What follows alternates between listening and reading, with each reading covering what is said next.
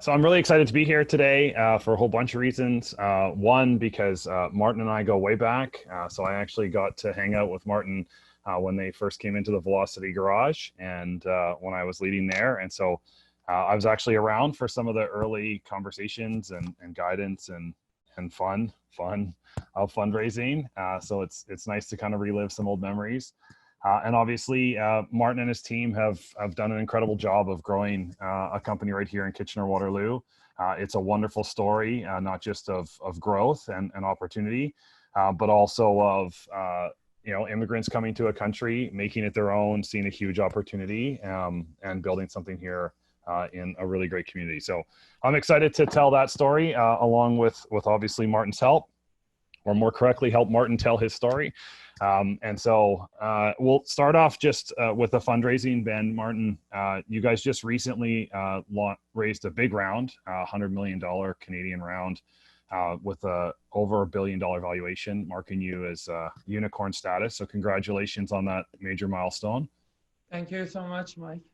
So the last round was hard. I think in our kind of pre-meeting, you mentioned it was one of the hardest rounds you've ever done. Let's talk a little bit about why it was so hard. Because COVID happened. So we went out with great traction, great networking, and like we done our homework for months. And for the people who knows us, like we normally like do our homework before going out. Like I learned it very much after our like an angel round and a bunch of like a call it pre-A round that I've done, that we got to do our homework very well, make a very, very good pitch deck and everything before going out. So then when we went out, we realized that I think some people like turned on their cameras and turned it off. I disappeared for 1 second. I'm not sure, like Michael, let me know if you can see. Yeah, you're good, man. I can see you. Good. So basically what happened, the time that we went out for fundraising, like early February, and then what happened was things are going very well. We started getting term sheet as expected. Now it was a like game of like finding the best partner and like a most favorable terms, money and everything else. And COVID started happening, like this is like early March. And if you remember, literally from March 2nd till like March 20th, it wasn't any positive thing. It was just going down every day. It was like every day becoming like a new record for the worst day. And it was a time that we were trying to finalize our fundraising.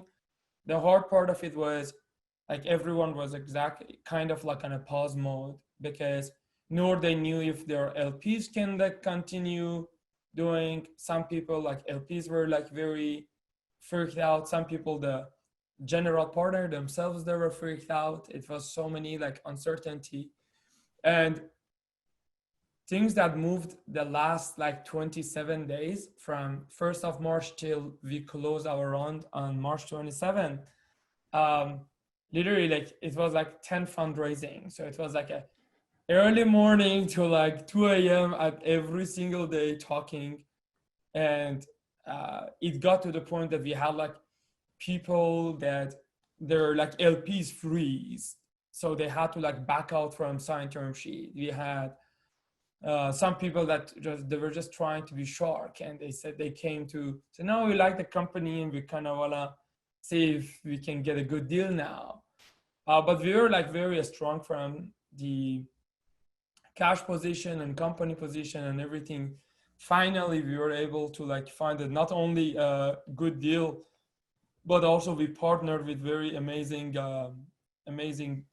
company, Drive Capital. And then we had Fidelity, we had Bank Development of Canada, Blue Cloud Ventures also followed on, beside all of my existing investors who they were bullied and they invested again. Awesome. So great that you were in a strong cash position, giving you some flexibility and some confidence that you could drive the right terms and have a really good, kind of strong position in uncertain times. were you public inside your own company about the fact that you were in the middle of a fundraising, or was that quiet? So not only I wasn't public inside the company for the employees, even in the management team, it was only me, one person from our financing team, and two of the people from like a part-time from our data team that they were involved, and they knew who we are talking, and they were like coming to the meetings. Even my brothers, I didn't distract them and say like, just run what you guys doing, because fundraising is enough distraction. If I want to distract who gonna run the company then? So that's our strategy since Series A, and it's always worked. Like maybe even from day one, it was always like me and a small team go out. So it was quite actually a surprise when we told our company. So except like by like a difference of a week or two, people inside the company heard it with public at the same time. Because of the level of uncertainty, you don't want to like make additional uncertainty. If you remember, it was a time that companies were just laying off, and everyone was thinking literally this is end of humanity, right? Like, everything's down. COVID gonna like kill the whole world. Why do you like super react? So yeah, because I can imagine in many ways you're becoming a counselor or a therapist for a lot of these investors, trying to convince them that the world isn't ending, that education isn't going away, that you know, the broad trends that you're building a successful business upon aren't going to change. It's a little bit more of what's expected to be a speed bump than dramatic change. So you're out there doing that with investors, and it's great that you have the bench strength inside the company to rely on, you know, other people to continue to do that internally. And that's a mistake that many founders can make, where they feel they need to do both at the same time. So, you know, credit to you for being able to focus your efforts. That it was very hard, but you know, you learn it over time. And one of the other thing that I think like my generation in Iran, we went through so much of hardship and uncertainty that a lot of these things is kind of like we practiced before. Like it was so many days that we wake up and it was all a new rule or something that was affecting your life dramatically. So I think my mental preparation for what happened with COVID actually was pretty good stage. The whole time I was relaxed. I was stressed, but you know, we kept it. I think internally, Applyboard probably we managed it very well. We like made sure all of our employees are safe. Everyone got the equipment earlier than anyone else in the city. Like they went home. We made sure they're like happy and healthy, and they got their home set up. We rolled out their PSA account so they can buy desk or anything at home if they want to like do it very fast, so they can like be there. And from that time, I was like seeing it that it's gonna continue for months to months. So from day one, we said, okay, the date we got back is around November, and so we still don't know if November gonna happen, but knock on wood, numbers are toward like a good thing. So we'll see. So let's go back to maybe the beginning. You are born and raised in Iran, and how did you get to Canada? What brought you over here? I came to U Waterloo to study my master's. So I'm an engineer. I came to study mechatronics and work on actually electric vehicle studies. So my thesis was a hardware in the loop, and I was like working on algorithm to like basically optimize the battery consumption and everything in an electric and a hybrid electric vehicle. And then you convinced your brothers to come over as well. I convinced my dad to send my brother. Well, yeah, more correctly, yes, fair enough. He was a paying guy. Okay, so you convinced your dad to send your brothers over, and they went to Conestoga, if I remember correctly. Yeah. So basically, when they came, we had enough money for Waterloo for a year or two, and then US put a huge sanction on Iran, and then we didn't have money anymore. So they couldn't go to college, and then they couldn't go first to Waterloo. And then they worked a little bit. We collected some money, and then they started like semester by semester going and striving to go to Conestoga. Awesome. And so the origin part of the company, I'll just kind of fast forward for people, was as international students coming over and trying to find the right place to go and understanding the different processes and hoops and other things that people had to go through. There's this huge need and huge demand to try and connect students in, international markets with the right schools. And if I remember correctly, Conestoga ended up actually being your very first customer. Absolutely, yeah. So one day I went to Conestoga to pick up an acceptance for, we were helping my brother's friends and stuff. And this person at Conestoga, who is actually still our advisor, said, "Who are you?"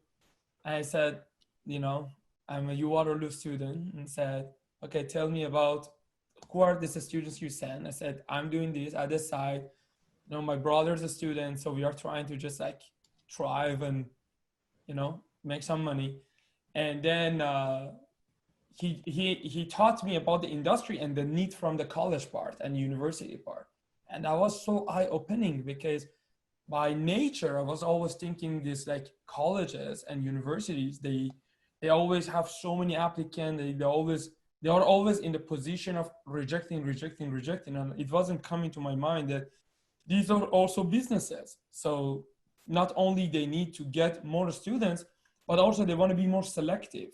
So they always are willing to like go out and do the marketing to get the best of the best students.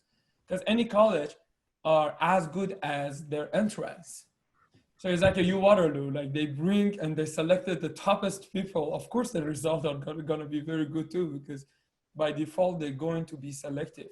So they want to always have more applicant on the front end. And I learned about that business.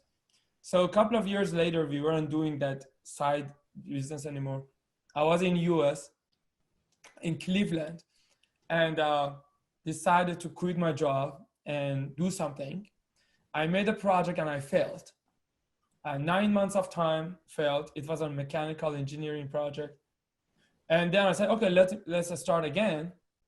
Now I didn't have any idea. Still people were like reaching to us and say, "Hey, can you help me? Can you help me?"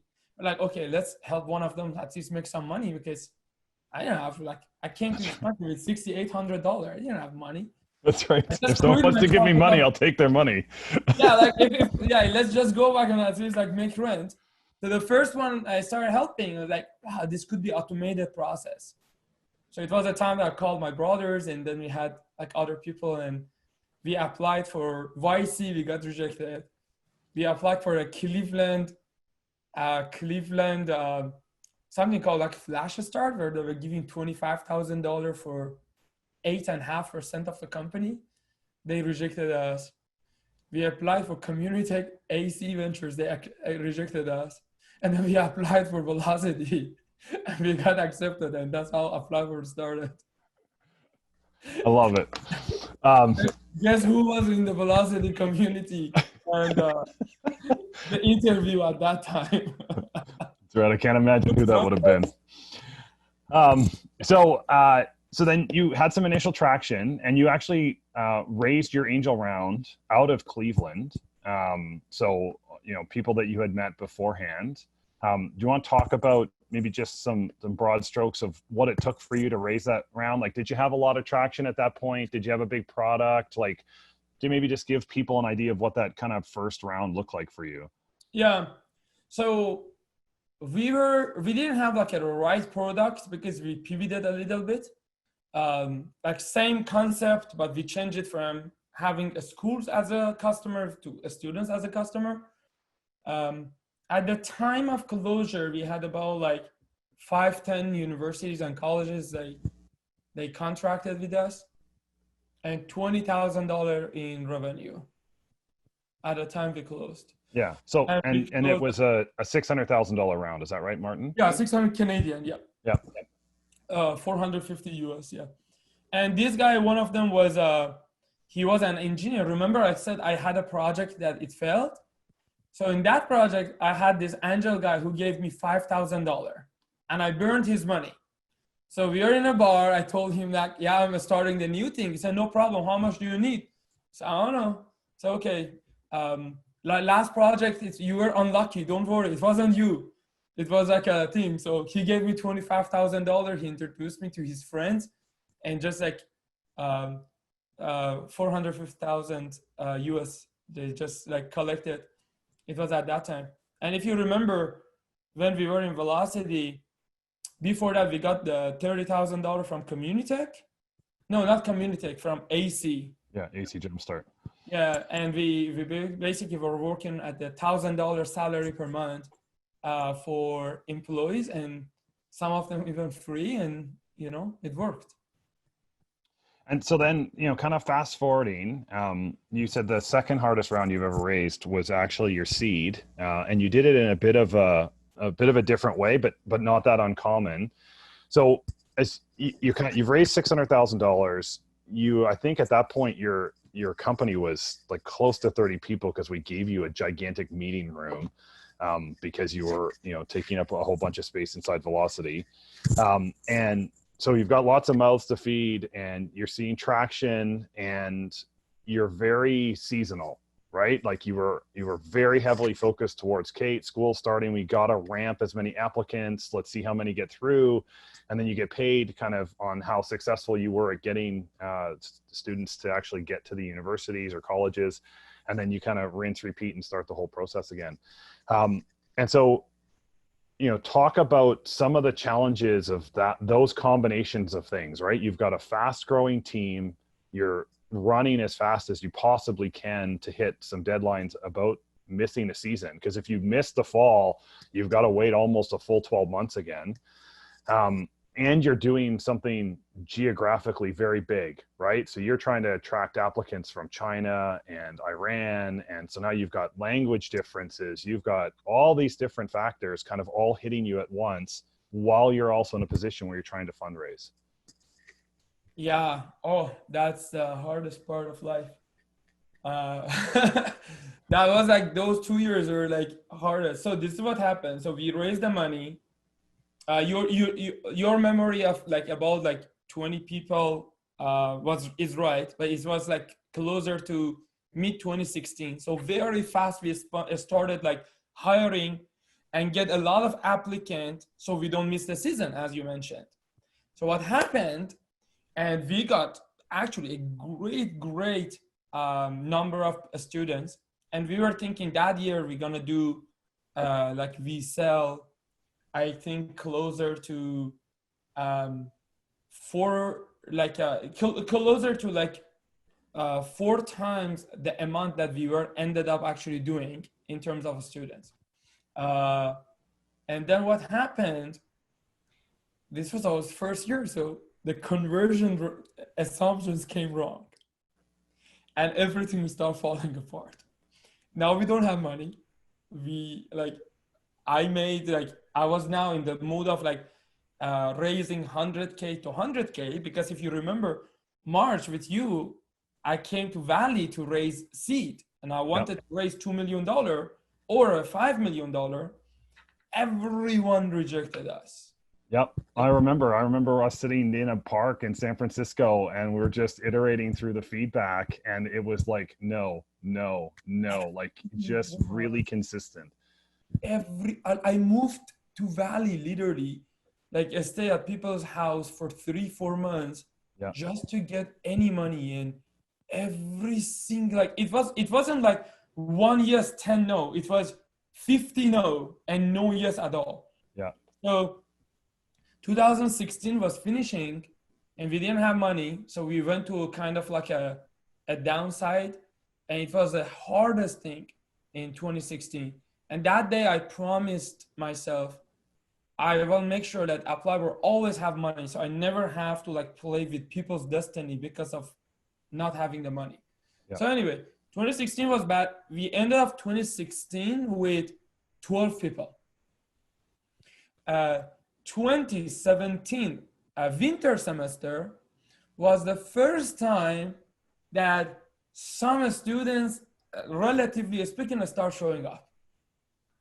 And then now had a traction to show. Literally a year and a half after starting the company, it was the first time that now we have like over $100,000 in revenue. So we showed, and then the May semester, the number became bigger. Then the September, it became bigger. So I was keep getting now from 50K checks. I made it to like 200K checks. Anyway, we got about $2 million within 2016 to 2017, 2 million USD of this type of checks. Yeah, at a very painful $25,000 or $50,000 a check. And I know that we explain that to people, but every one of those is a meeting. Every one of those is a follow-up. Every one of those is a, here's our terms again. Every one of those is, hey, you haven't talked to us. Can you send it over? Oh yeah, no, here's our wire information. Oh, I still haven't got your check. Like, this isn't like I walked out, I had a coffee meeting, someone wrote me a $25,000 check, I put it in my wallet, and I went home and I handed it to my finance guy and they deposited it. There's a lot of work that goes into every single one of those checks. And you're, in many senses, you know, like hand to mouth, right? Like, you're taking this money in and you're putting it directly into the business to work right away. Yeah, like we were literally dying out of, like, personally, we didn't have any more money left.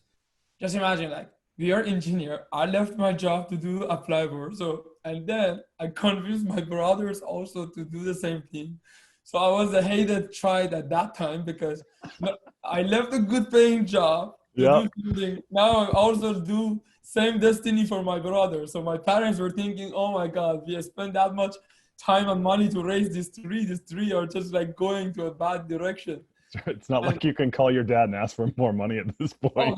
Oh, no money involved. Not even emotional support. Cannot call, because like when you're an immigrant, you don't have an uncle or even dad that you can crash at. You know, worst case scenario, I go back and I crash at the couch. No, nothing. Like, you're alone. We three of us, we kind of are alone. Anyway, good old days. And then end of 17, now we have really good numbers compared to 16, because 16 was so very terrible.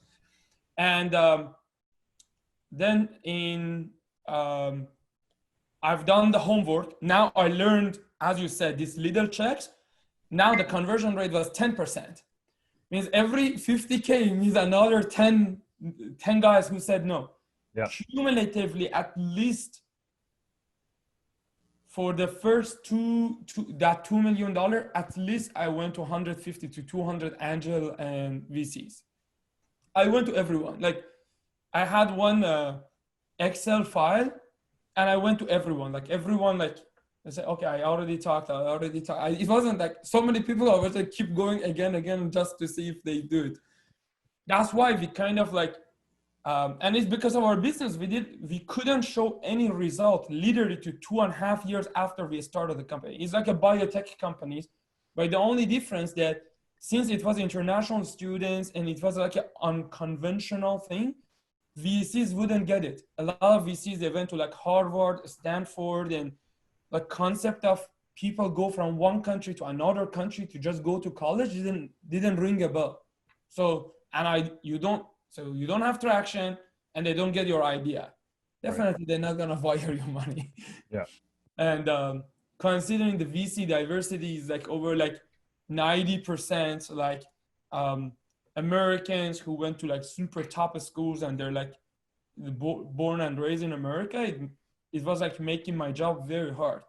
That's why we missed a lot of like, or vice versa, we missed a lot of like these bigger branded VCs who do seed, right? I didn't get money from Andreessen or Sequoia, like all of these guys pass.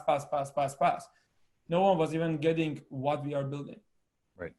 Then I've done my homework. I learned all of the lesson. We make it better. We went out in the valley. Now we have traction. We done our homework. And I met the Indian VC. And in 6 days, I came back with a signed term sheet. And what size round was that, Martin? Are we onto your B now at this point, or no, are you still the A? Okay. Yeah, this is A. So Yeah, it so was you'd raised a whole like, bunch of money as part of the A that you rolled from the seed into the A. yeah. But And then it you're become a giant, like a 13 million USD or 17 Canadian round. right. Yeah. And And then this is now 2018 March. right. And so I want to pause here because I think it's a really important part that your story emphasizes so well is that there are different types of ways to raise. You can go out and build a relationship, and they, you know, whether it's, you know, I knew you from a past life or any of those things. You obviously didn't have that ability to build that relationship up from the beginning. So you're at a disadvantage there. The other way that we traditionally tell people they can raise is based on traction. But if it takes you 2.5 years to get that traction, it really is kind of clawing and scraping. And I think what a lot of people don't understand about the fundraising success, because they look at the numbers, right? I mean, you go from $600,000 to $17 million. Again, it's you know, almost 3 years later, 2.5 years later, and then to $55 million Canadian to $100 million Canadian, and the time period keeps getting shorter, right? Like They a look at that. rate. Yeah, absolutely right. And they look at that and go, like, how do they do that? And the answer is they built a really good business, right? And the traction numbers show it. And I don't think a lot of people truly understand the impact, especially at these later rounds, that having absolutely solid numbers does to make the fundraising process work. So maybe just talk, and I'm not going to ask you for specific numbers on where the business is, and you share what you're comfortable with, but talk a little bit about how that fundraising of that curve also matches the traction numbers that you were seeing as well. Very is literally my revenue and like our main thing is the total sales, which is because we are selling the entire program to the students, and then we are on a revenue agreement with the university, right? So 2016 to 17, we made it 10 times. 2017 to 18, we made it. So basically on 2018, we made it 12 times.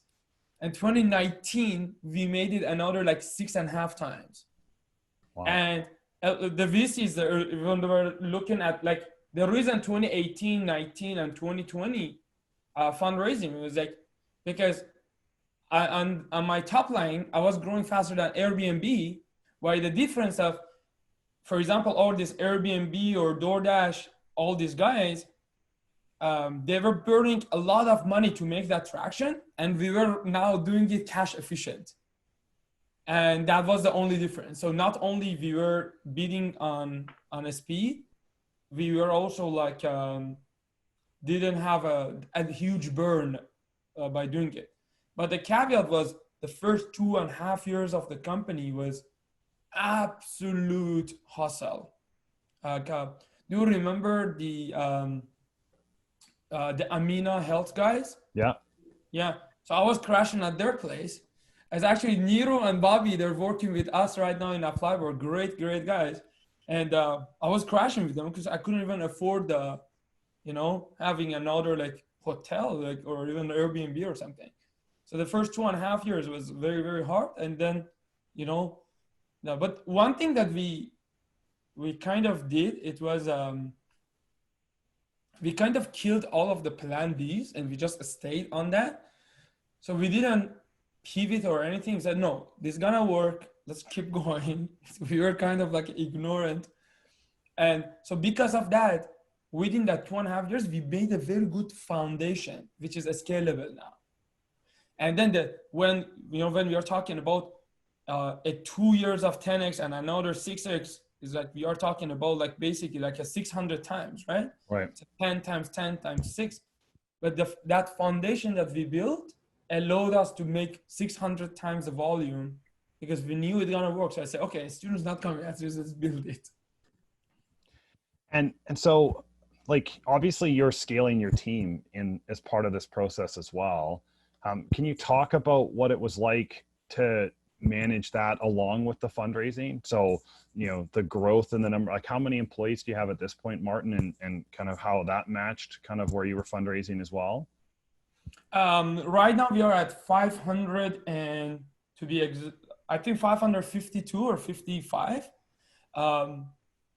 552. Sorry, when you ask number, I have to be accurate. Yeah, that's fine. That's how my mind functions. Yeah, no, take your time. I mean, Yeah. the fact that you as the CEO know exactly how many people you have is itself a statement, Yeah. right? So, Yeah, because normally typically like once on you get, Mondays we hire. So yesterday the new onboardings happened. That's why like I kind of like I kind of like I didn't know exact number. But anyway, so about 350 are in Canada, about 200 are in 20 different countries. yeah, Um, is how is it to keep adding employees and fundraise? You have to have very good team. I think three of us are the main reason so far we were able to build this traction. Early on we didn't know our areas, but then later on we found, for example, right now all of this hiring, operation stuff my brother Massey does, and all of the sales and marketing things Mehdi does, and a lot of things with like the fundraising, finance stuff I do, and then we brought like people in now the things that between us. So like it get more clear. When you build a process, then it scale, and that was very helpful. But it's hard, like Mike. The first time I realized I was in a company. We were at about 70 or 80. A co-op came. She was pouring coffee. Said, "Nice to meet you. This is my first day." I said, "Nice to meet you." And she said, "Oh, so what do you do?" I said, "I'm in the business team." And she said, "Great. I'm doing customer service. Nice to meet you. Goodbye." And then even though like her picture, her face in the first hour, the next time we met was priceless. I love it. Well, but it happens so fast, right? In terms of Yeah. how quickly the company grows and having to adapt and essentially firing yourself from previous jobs and so on. I'm going to jump to one of the. Go ahead, Martin. Sorry. 30 people in January 2018 to 550 in a matter of 2.5 years. Yeah. After 2018, then it become like a fast growth. Yeah. Before that, it was always a struggle. Yeah, and your brother told me that the success to growing the company and hiring so many great people was HR policies. He said until we had HR policies, it was chaos. So we gotta learn all of it. Like we didn't yeah. even know these rules and policies. I'm going to jump to one of the questions just to add a little bit of clarity. Maybe spend a little bit more time talking about the business model. Like, how do you guys actually make money? Maybe a little bit more detail, because I think there's a little confusion about how that works. Yeah, we make money on basically like a university agreement. So basically, we don't charge students, and the university that we work with, we have a revenue sharing agreement. So the university is paying us basically a portion of their revenue for us to take care of application screening, all this tech that we give them, and finding the students and guiding it in making sure their students successfully come. And actually, it's kind of like a contingent of they also finishing the first couple of semesters in the university. So not only we have to find the students, we have to find the students who love that, like, and become successful for right. that. Yeah, so you really have a direct alignment in terms of incentive, because the university or college is clearly looking for a great student, somebody who's not just going to succeed academically, but also has the ability to successfully, complete studies and so on. You're looking to find those people and match them against the right universities, the right programs, and so on. Is part of that, at early days it was, but I wonder if it's still the same. Part of that is also just educating students on what programs and what universities exist and which ones might be good fits for them, or Yeah. Let me tell you like the tech, because from outside we talk. So it's so important. Like our company exists because we want to make education accessible for students around the world. So a kid of a farmer in Iran or in Bangladesh or in India who can't just go to a good school and study electrical engineering or computer science, using Applyboard, they can come here and study that. That's why we exist. So the hardship is a couple of things. The hardship first is there are thousands of schools, and every of these schools have different faculties, and every faculty have multiple programs. Now, literally either at the university level or faculty level or program level, they have different rules and conditions for students from different backgrounds. So for example, University of Waterloo Computer Science look at the students from Iran differently from students from Delhi. And literally even their GPA doesn't match, because a student from Delhi in India, the GPA might be from 100, but the Iranian students from 20. So how do you compare these two? On the other side, when you go, for example, inside India, there is APS schools, there are like a Delhi Central school, there are like different school board, there are international school, and every single of these things, if the students is from Punjab school board and their mathematics of grade 10, 11, 12 average over 80% equivalency of how they look at the Canadian students, then look at their physics. And if they have less than 3, for example, failure in their things, they're passed to go to the next one, then collect these things as their point. And if their point is over 90%, it means the students get accepted. So students come to us because we know all these rules that is in the head of admission officers. So we build the technology, is like very similar to graph theory, that is like abstracting all of these rules. Literally, we are talking about 14 billion rules, and putting it in this tech.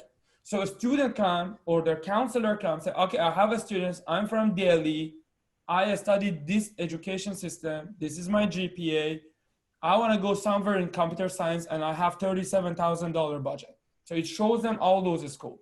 Then they go say, yeah, this is a school I would like to go, this is school I don't want to go, but here's a catch. Then they can say, okay, I want to go to, for example, Guelph, Ryerson, and Arizona University, right? They click on 3 schools.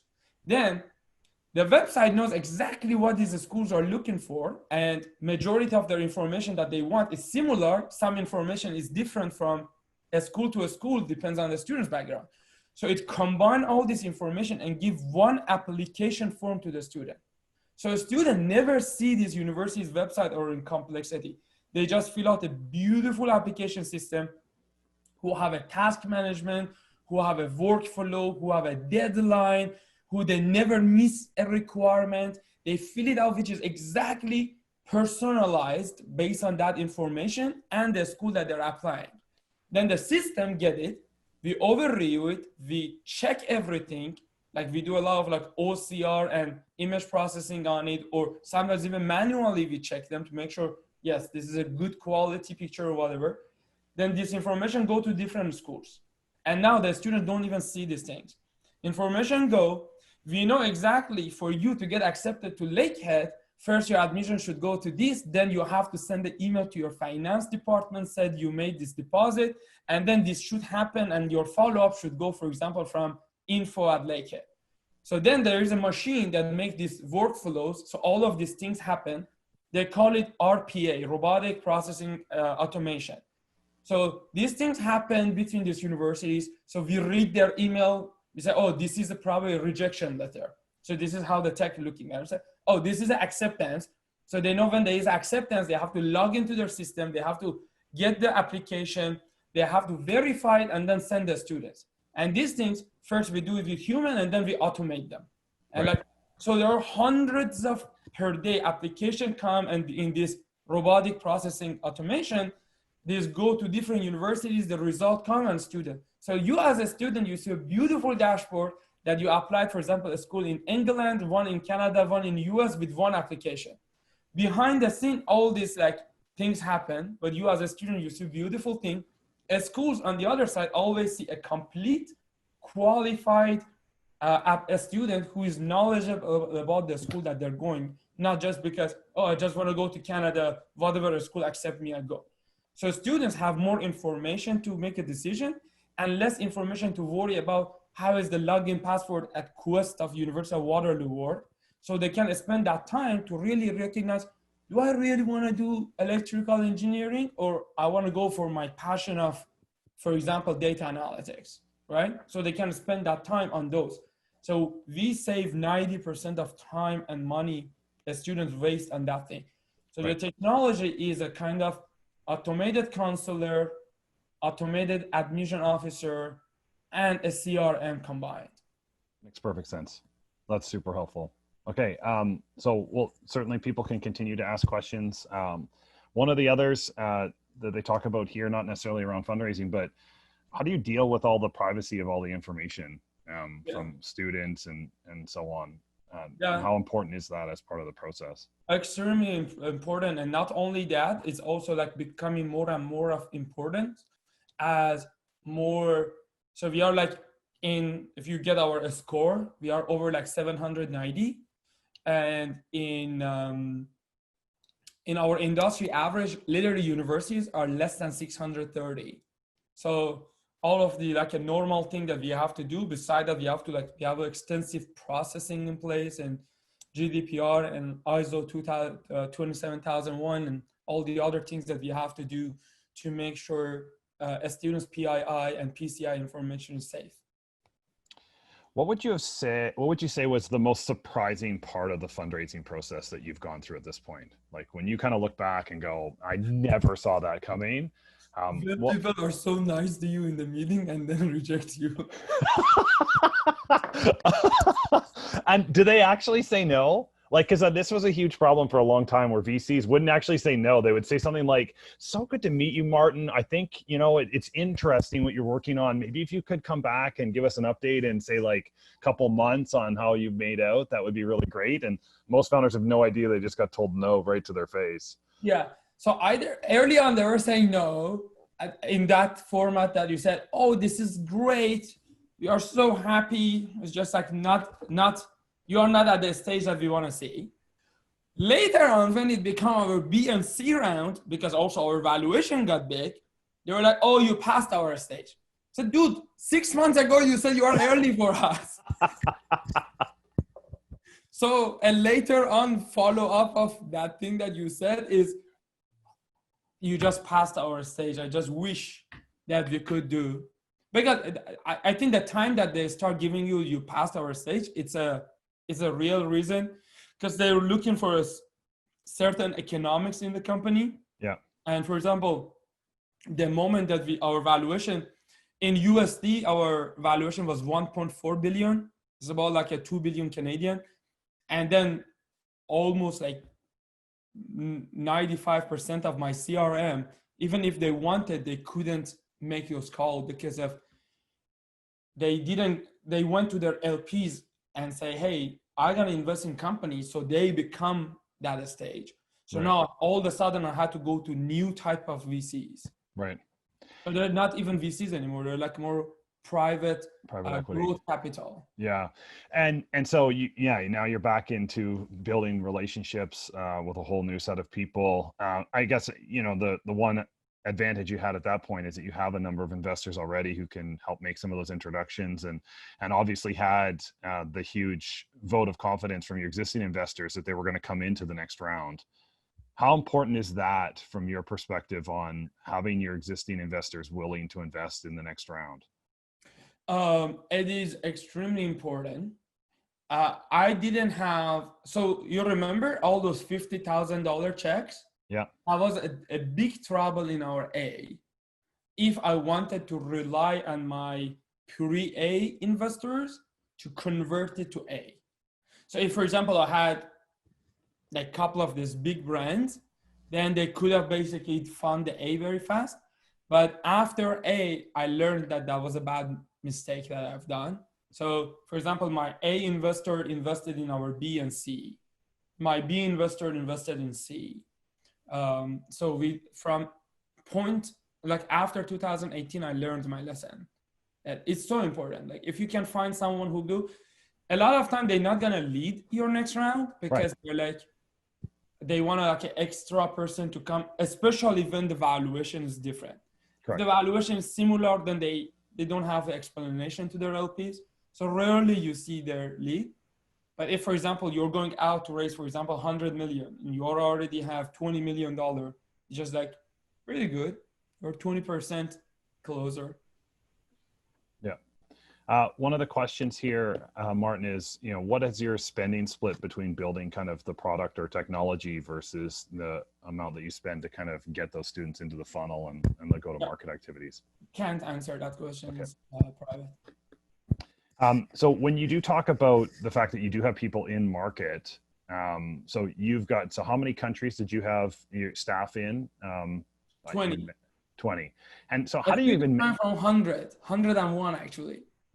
So how do you manage, so obviously you've got different time zones, different languages. I assume, do you have the fact that a requirement that everybody in the company can speak English, or how do you do just basic communication when you have this kind of diversity? Yeah. So everyone is speaking English. 65% of people speak more than 2 languages. Wow. Yeah. You want to hear a couple of cool stuff? Our company from the diversity point of view is very, very interesting. 65% are speaking more than 2 languages. 43% have PhD, master's, or postgraduate degrees, more than bachelor degree. Over 50% are females. About 50% are either immigrants or the first generation. They're a second generation, so their parents were immigrants. Yeah. And time zone, all these things, you have to build a lot of trust and a lot of process. Right. I call it passion, persistence, and process. Planning. The 3 Ps. That most people in textbooks will tell you it's pricing and all those other things, but I like it. Passion, persistence, and process. Mike, this is what I learned. If you go for a goal, you never reach it. But if you go for building the right thing and you really serve your customers, then you always overreach your goals.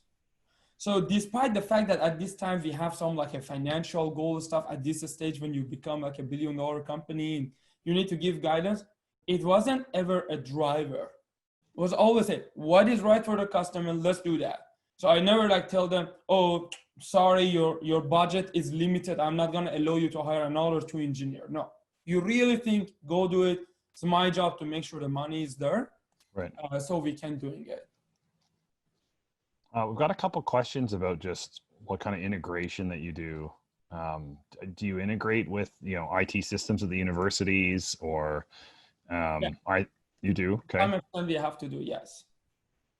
So I guess it depends on, it's a university by university basis. Yeah, they're using so many different things. Yeah, and for sure the variation in their sophistication of technology, for sure.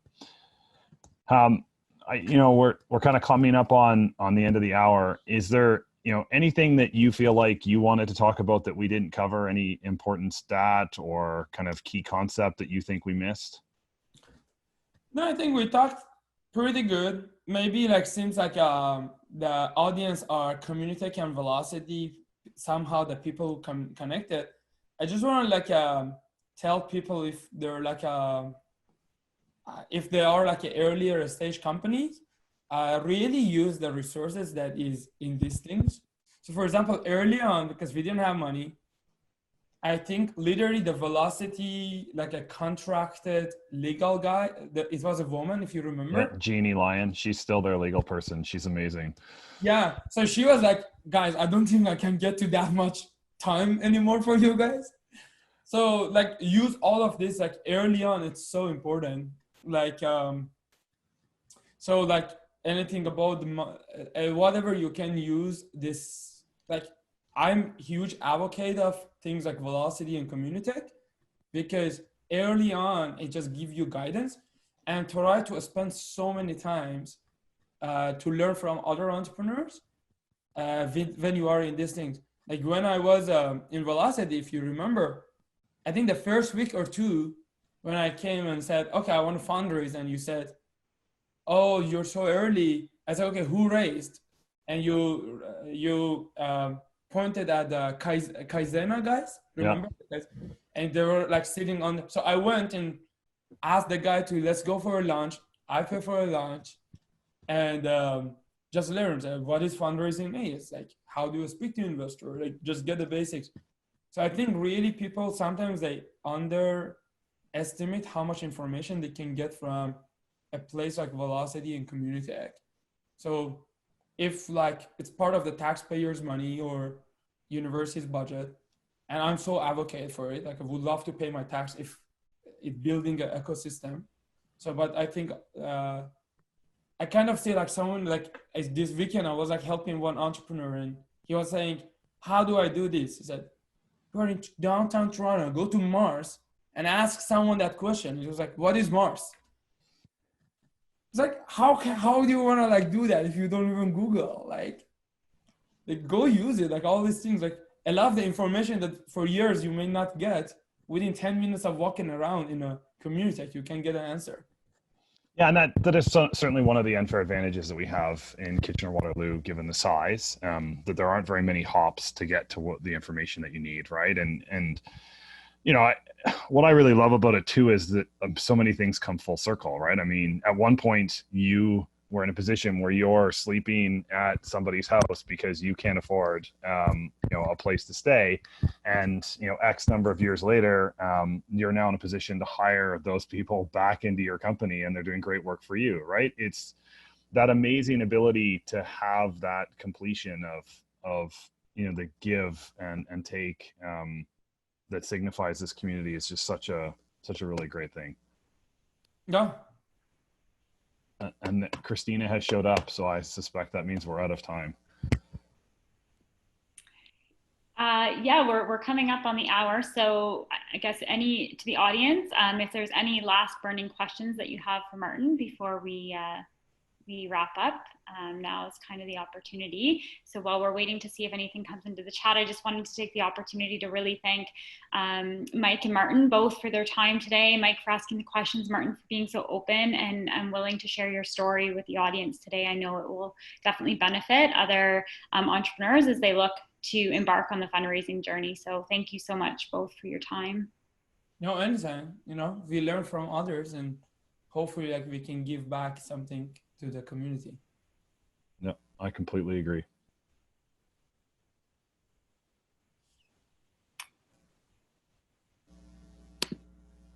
They seem like the last question here is just some of the challenges in dealing with universities as customers, Martin. Maybe some tips that you had there, or some of the challenges you ran into.